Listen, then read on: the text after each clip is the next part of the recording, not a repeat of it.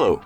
In today's video tutorial we would like to demonstrate how you can download and install the Opera browser on this OPPO A94 5G smartphone.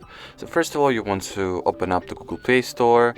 At the search bar, just type in Opera, just like so.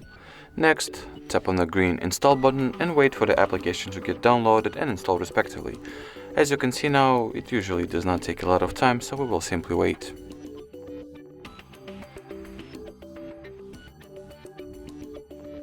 Now we can just proceed to open the browser itself.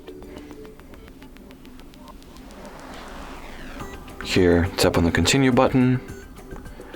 Decide whether some of the options will be enabled from the start, or you can always skip them and leave the configuration process of those options for later. Me personally, I'll enable ad blocking, enable tracker blocking, and skip setting Opera as my default browser step.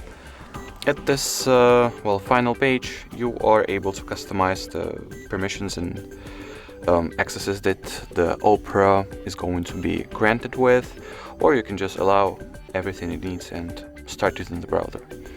Alrighty, so that was it for this video. Thank you so much for watching, and bye bye.